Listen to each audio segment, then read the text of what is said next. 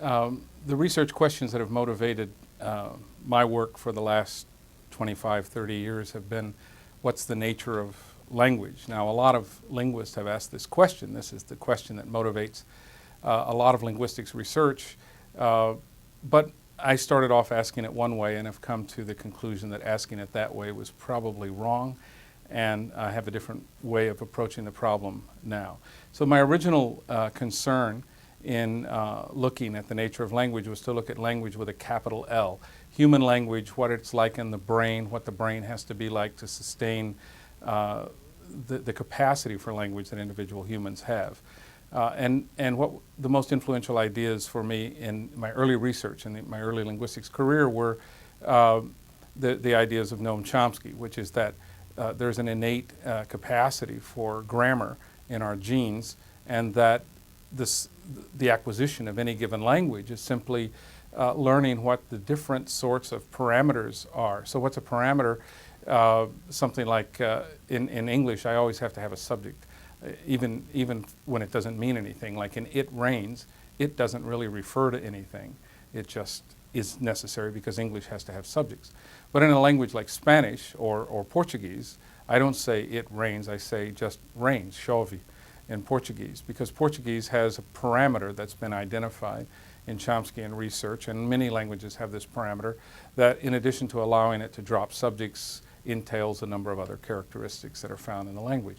So this is a very attractive idea that people are born with a genetic pre-specification to set parameters in different ways, and their environment is important as a trigger so that, as Pinker put it, we have an instinct to learn language, and what our environment does is to shape and trigger that instinct and shape it. But the environment is just that, a shaper and a trigger. It's not fundamental to the actual final product in the way that I think nowadays it actually is. So this idea is a very attractive idea, yet at the same time there are a number of components of languages that I've looked at that just don't seem to follow. So if you take the most recent summary of what the essence of human language is by Chomsky, Chomsky's always been concerned with understanding how finite brains can produce what he considers to be infinite languages. There's no upper limit on what we can say, or there's no upper limit on the number of sentences our language has. There's no upper limit on the size of any particular sentence. And so Chomsky has claimed that the fundamental tool that underlies all of this creativity of human language is recursion, the ability for one phrase to reoccur inside another phrase of the same type. So if I say John's brother's house, I have a noun house, which occurs in a noun phrase, brother's house, and that noun phrase occurs in another noun phrase, John's brother's house. And this makes a lot of sense, and it's an interesting property of human language. But what if a language didn't show recursion? What would be the significance of that? Well, first of all, it would mean that the language is not infinite. It would be a finite language. There could only be a limited number of sentences in that language. It would also mean that you could specify what the upper number of words or the upper size of a particular sentence in that language. Now that sounds bizarre until we think of something like chess, which has also got a finite number of moves, but chess is an enormous game that can be played and has been played for centuries, and many of these moves are novel, and the fact that it's finite really doesn't tell us much about its richness or its importance. So if there were a finite language, because it lacked recursion, that wouldn't mean that these weren't humans, or it wouldn't mean that it wasn't a very rich source of communication. But if you lived in an environment in which culture restricted the topics that you talked about, and not only just your general environmental limitations on the topics you talked about, but if there were a value in the culture that said, don't talk about topics that go beyond, say, immediate experience. In other words, don't talk about anything that you haven't seen or that hasn't been told to you by an eyewitness. This would severely limit what you can talk about. Now, if that's the case, then that language might be finite, but it wouldn't be a poor language. It could be a very rich language. The fact that it's finite doesn't mean it's not a very rich language.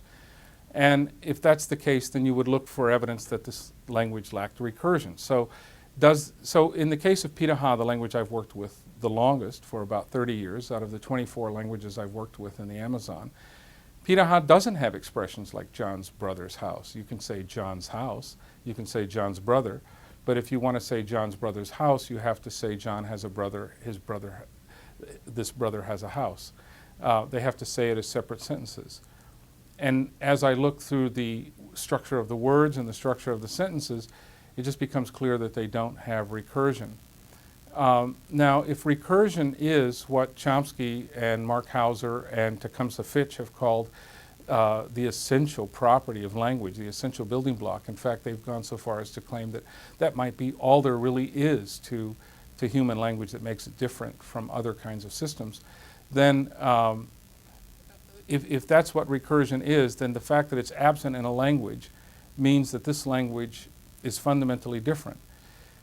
One answer that's been given to this when I've claimed that Pirahã lacks recursion is that recursion is a tool that's made available by the brain, but it doesn't have to be used. But then that's very difficult to reconcile with the idea that it's an essential property of human language, because if it doesn't have to appear in a language, in principle it doesn't have to appear in any language.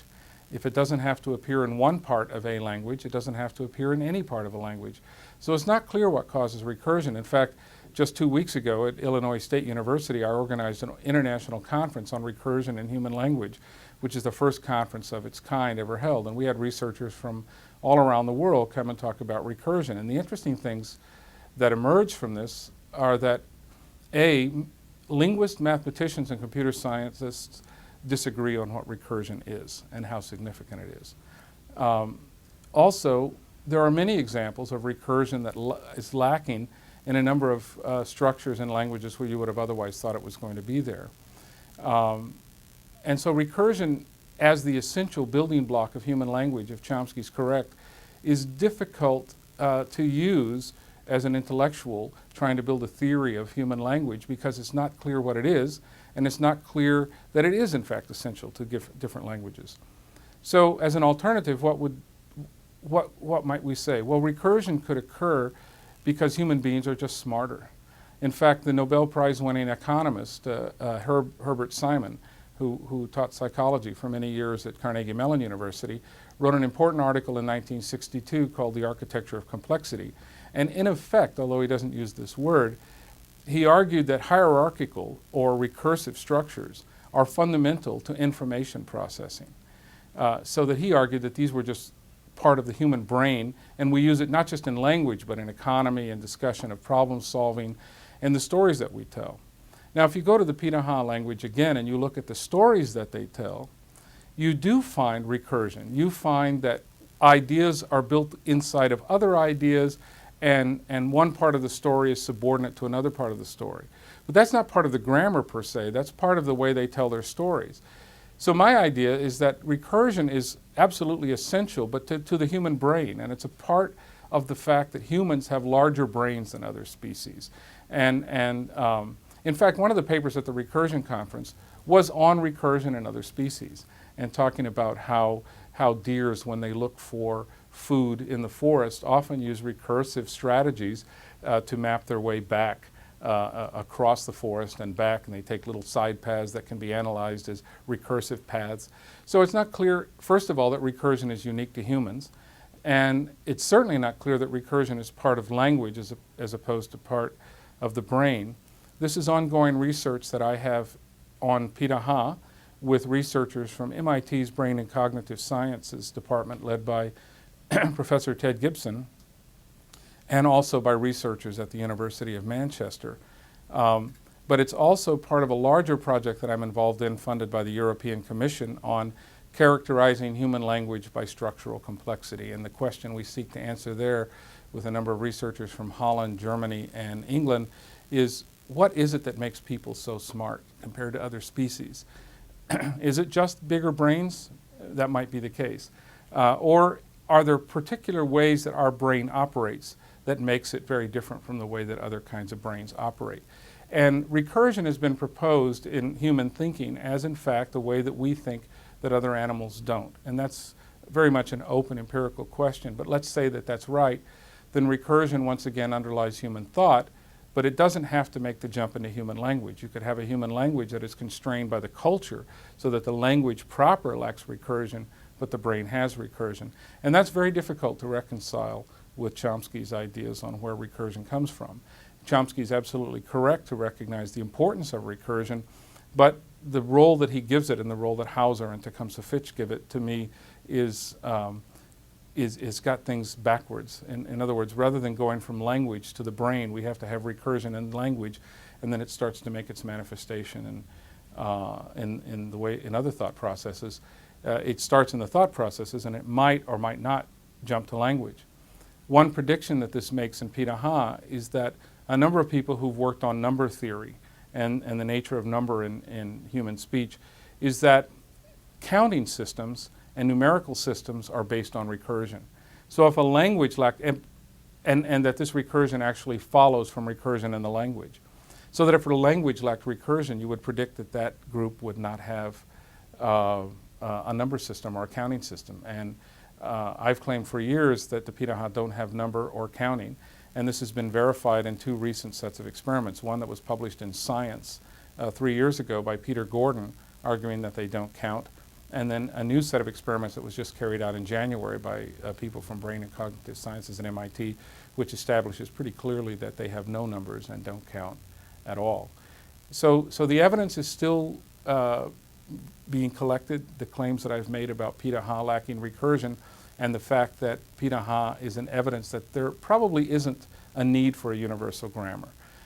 Contrary to Chomsky's proposal that universal grammar is the best way to think about where language comes from, another possibility is just that humans have different brains, have different sorts of cognitive tools, and that these tools get exploited for all sorts of purposes in human thinking and human problem solving.